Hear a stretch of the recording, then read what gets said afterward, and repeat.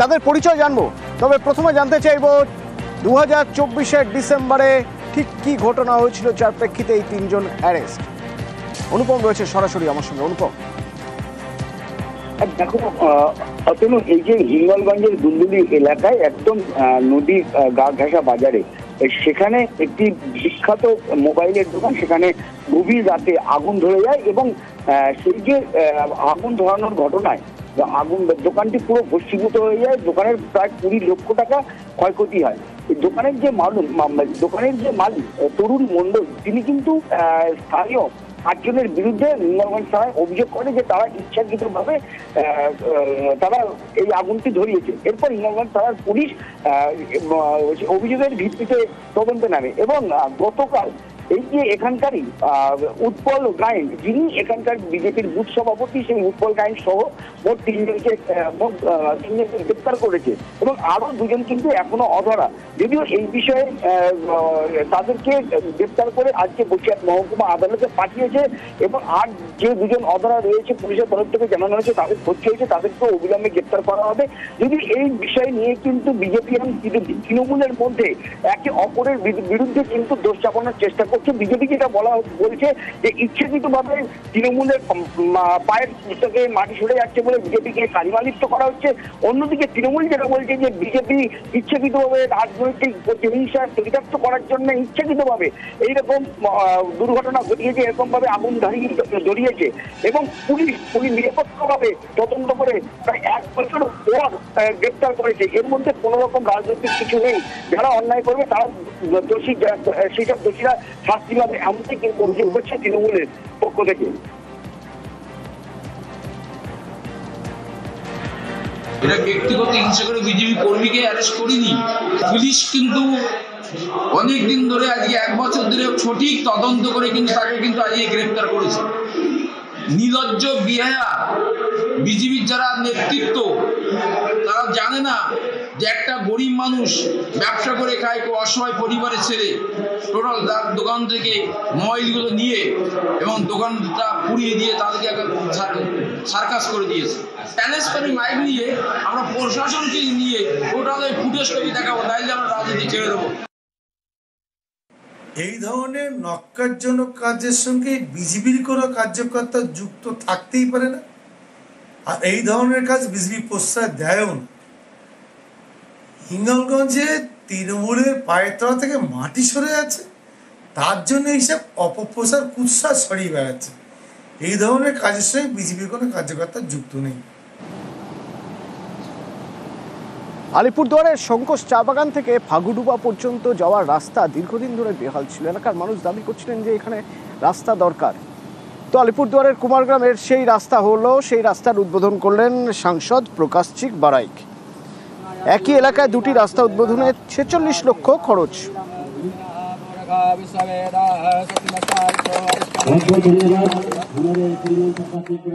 फागुडुबा जो नदी है, रिवर, इधर का रास्ता हुआ। एक तरफ 12 लाख, एक तरफ 34 लाख का, टोटल 46 लाख का रास्ता है। ये ट्राइबल डिपार्टमेंट एवं बीसीडब्ल्यू के द्वारा हो रहा है। माननीय मंत्री प्रकाशचिक बाराइक जी एवं मुख्यमंत्री सुश्री ममता बंदोपाध्याय के द्वारा ये रास्ता का इनॉग्रेशन हुआ। पूरा जिला में बीसीडब्ल्यू एवं ट्राइबल डिपार्टमेंट का 25 करोड़ का काम हो रहा है, जिसमें शंकोष बागान का रास्ता भी है। যখন তখন অতর্কিত হামলা, বাচ্চারা তো সবচেয়ে বেশি ভয় পেয়ে যাচ্ছে। পূর্ব মেদিনীপুরের মহিষাদলের একটি গ্রাম, যে গ্রামে হনুমানের তাণ্ডবে অতিষ্ঠ সবাই।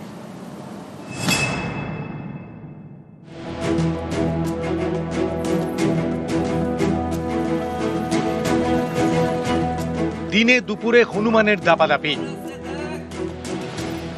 হামলা। হনুমানের দৌরাত্মে কাঁপছে পূর্ব মেদিনীপুরের মহিষাদলের মধ্য হিংলি এলাকায়। ঘুরে বেড়াচ্ছে হনুমানের দল। স্থানীয়দের দাবি, হনুমানের আঁচড়ে কামড়ে ক্ষতবিক্ষত অনেকে। বৃহস্পতিবার এবং শুক্রবার মিলিয়ে জখম হয়েছেন প্রায় 20 জন। আমার ছেলে রাস্তার দিকে জাস্ট বেরিয়ে গেছে, 1.5 বছরের ছেলে। তো ছেলে রাস্তার দিকে বেরিয়ে যাচ্ছে, দেখি হনুমান উল্টো দিক থেকে ছুটে আসছে। সঙ্গে সঙ্গে আমি ওকে কোলে তুলে নিলাম আর কি। যেই তুলে নিলাম, আমাকে 2টো হনুমান এসে পায়ে জড়িয়ে কামড়াতে শুরু করে দিল। এভাবে প্রত্যেকদিন ঘটনা ঘটে যাচ্ছে, কাউকে কামড়াচ্ছে, কাউকে আঁচড়ি দিয়ে চলে যাচ্ছে, প্রত্যেকেই আতঙ্কের মধ্যে। যখন তখন হনুমানের হামলা, তাণ্ডব, আতঙ্কে অনেকে রাস্তায় বেরোনো বন্ধ করেছেন। প্রশাসনকে জানিয়েও কোনো লাভ হয়নি বলে অভিযোগ। 1.5 মাস 2 মাস ধরে পাড়ার সবাই আতঙ্কে আছে হনুমানের ভয়ে। এই শাক সবজি কোনো ফলাতে দেয়নি, সবের ভয়ে ওই হনুমানের ভয়। আমরা প্রশাসনের কাছে আতঙ্কের ভয়ের নিরাপত্তা চাইছি। হনুমান ধরতে খাঁচা পাতে বন দফতর, তবে নাগাল পায়নি। মারাত্মকভাবে জখম করেছে দলের মধ্যে একটা হনুমান, বোধহয় পাগল হয়ে গেছে। আমরা বন দপ্তরকে জানিয়েছি, তারা যেটা জানাচ্ছেন এদের প্রজননের একটা বিষয় থাকে, এই কারণেই বোধহয় তারা হিংস্র হয়ে ওঠে এবং সেই কারণেই এই রকম ধরনের আক্রমণাত্মক ভাবে হনুমানগুলো কামড়ায়। পূর্ব মেদিনীপুর থেকে সুজিত ভৌমিক, নিউজ 18 বাংলা।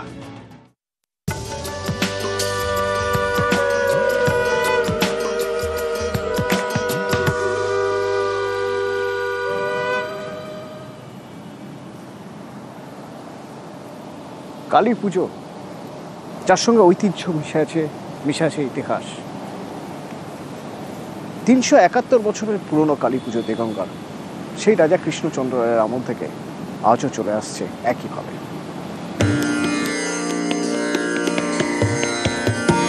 বিদ্যাধরীর পারে ধূপ ধুনোর গন্ধ। নদিয়ার কৃষ্ণনগরের রাজা ছিলেন কৃষ্ণচন্দ্র। উত্তর 24 পরগনার দেগঙ্গায় তিনি কালী পুজো শুরু করেন। 371 বছর ধরে আজও সেই পুজো চলে আসছে। বিদ্যাধরী নদীর উপর দিয়ে উনি বাণিজ্য করতে বেরিয়েছিলেন। তখন আমাদের এই বটগাছের এখানে মা সিদ্ধেশ্বরী ছিলেন, কোনো মন্দির ছিল না। উনি তখন স্বপ্নাদেশ দেয় যে আমার শ্বেতপুর নির্জন জঙ্গলের মধ্যে আমাকে একটা মন্দির করে দিতে হবে। স্বপ্নাদেশের পরে দেগঙ্গার শ্বেতপুরের এই মন্দির তৈরি করেন রাজা কৃষ্ণচন্দ্র। সেখানেই সিদ্ধেশ্বরীর প্রতিমা প্রতিষ্ঠা করা হয়। মা এখানে মুক্তকেশী। স্থানীয়দের দাবি এটি রাজা কৃষ্ণচন্দ্রের প্রতিষ্ঠা করা 371 বছরের পুরনো প্রতিমা। 5 বছর পর পর রং করা হয়।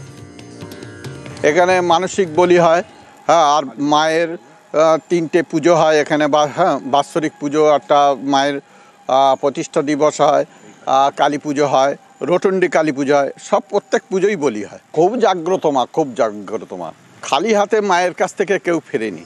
উত্তর 24 পরগনা থেকে জিয়াউল আলম, নিউজ 18 বাংলা।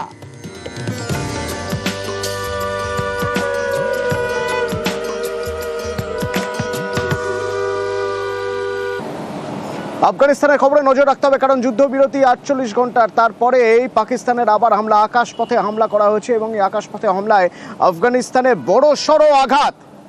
আফগানিস্তানের পাকতিকা প্রদেশে আকাশপথে হামলা চালায় পাকিস্তান। 3 জন ক্রিকেটারের মৃত্যু হয়েছে, 3 জন ক্রিকেটার সহ মোট 8 জনের মৃত্যু হয়েছে। 3 ক্রিকেটার কবির, শিফগতুল্লাহ, হারুন এবং 3 ক্রিকেটারের মৃত্যু প্রতিবাদে নভেম্বরের ত্রিদেশীয় সিরিজ থেকে দল তুলে নিল আফগানিস্তান ক্রিকেট বোর্ড। আরো জানবো এই বিষয়ে, আমার সঙ্গে পারাদীপ রয়েছেন ফোনে। পারাদীপ, দেখো তো, যেমনটা তুমি বলছিলে যে একদিকে যখন যুদ্ধবিরতি চলছিল, সেই যুদ্ধবিরতি লঙ্ঘন করে এমন সময় এই হামলা বা এয়ার স্ট্রাইক করা হয়েছে যখন দোহাতে 2 দেশের কূটনৈতিক ব্যক্তিরা, 2 দেশের প্রতিনিধি দল তারা মিলিত হবেন। এবং এই যে ঘটনা ঘটেছে সেই ঘটনার পরিপ্রেক্ষিতে তোমায় জানিয়ে রাখি যে আন্তর্জাতিক ক্রিকেটে আবারও তার রেশ পড়লো। 17ই নভেম্বর থেকে 29শে নভেম্বর পাকিস্তানের মাটিতে ত্রিদেশীয় সিরিজ হওয়ার কথা ছিল, যেখানে অংশগ্রহণ করার কথা ছিল আফগানিস্তান, শ্রীলঙ্কা এবং পাকিস্তানে। কিন্তু এই যে ঘটনার পরিপ্রেক্ষিতে কিন্তু আফগানিস্তান ক্রিকেট বোর্ড ইতিমধ্যেই তারা জানিয়ে দিয়েছে যে এই ত্রিদেশীয় টুর্নামেন্ট থেকে তারা নাম প্রত্যাহার করে নিচ্ছে।